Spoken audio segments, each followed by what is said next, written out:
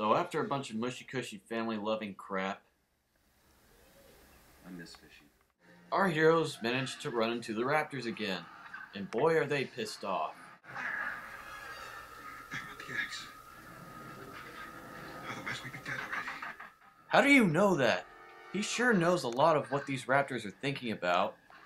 Which is kind of similar of how in an earlier scene he was actually able to tell that a raptor, which was actually trapped in a doorway, he was actually calling for help.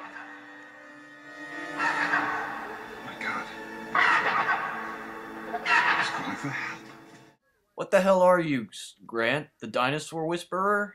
Never mind, I just remembered the scene in the tall grass where he's saying, What do you say? What are you looking for? so yeah, I guess he must be a fake. He knows what the raptors are thinking, only at certain points, and at others, he doesn't know what they're thinking. That makes all the sense in the world. Then all the raptors make him sit down and get on their knees. And then the lead raptors, for some reason, wants Mr. Kirby to give them the eggs. Even though it was actually Billy who stole them from the raptors. But I guess if they knew that, they would be dead already and the movie would be over. Then, probably the most retarded, stupid, illogical plot twist. Probably one of the worst plot twists ever in the history of motion pictures happens. Just watch. He pulls out the dinosaur dildo, and then... No.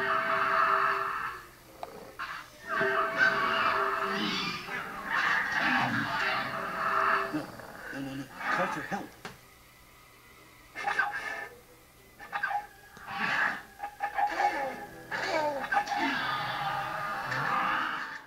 I can't even put it into words. My God. There are so many reasons why this twist does not work, and I'm going to explain them all.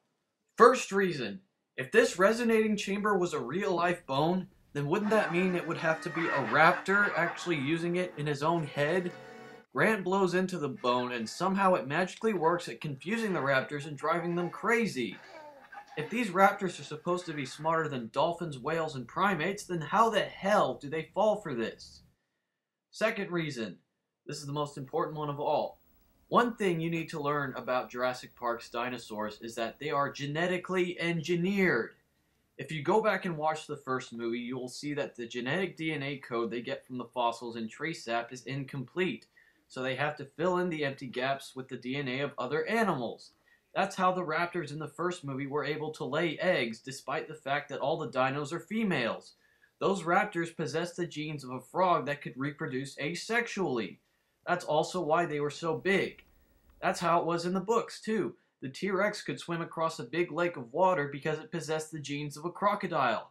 And in the second book, the Cryolophosaurus could change the color of its skin to blend in with the environment because it had the genes of a chameleon. Why do you think the Dilophosaurus had a big-ass frill around its neck? Real Dilophosaurus didn't have those. The Jurassic Park dinosaurs are mutants. They possess physical features that real dinosaurs never had. Real-life velociraptors were small. They were about the same height as a dog. The only members of the raptor family that were actually the size of a grown human being were the Deinonychus and the Utah raptor. And since the raptors in Jurassic Park 3 are genetically different from the raptors that existed 65 million years ago, and that they are more evolved, what with the hairs on their head, then that means that the resonating chamber that Grant is using to fuck around with them belonged to a raptor that was genetically and evolutionarily inferior to the raptors standing in front of them. So that prehistoric bong they're carrying around would never work in real life, nor should it even work in the movie itself if they wanted to stay consistent with the rules laid out in the first movie. And the last reason I have, they never even showed Grant packing the bone into his bag in the first place. So they just pull that little plot device out of nowhere so that Grant can bend the raptors to his will like an Indian snake charmer. After that ludicrous sequence, our heroes arrive at the coast to see both the Navy and the Marines waiting for them. Apparently, Dr. Sadler has a lot of friends in high places, considering that she would actually send them to go to a place which is restricted! Grant sees Billy in a body cast, and then they all fly away. After taking off, the Kirbys, along with Dr. Grant, see a flock of pteranodons flying past the helicopters and still making no attempt to even attack them. Pretty weird. Wouldn't you think Billy would be freaking out considering that he saw those things? I mean, he nearly got torn apart by them. The movie finishes off with some more bad dialogue and a closing shot of the pteranodons flying into the heavens, which is just wow. What a perfect way to end the series. Because at this point, it's already dead. Don't you extinct?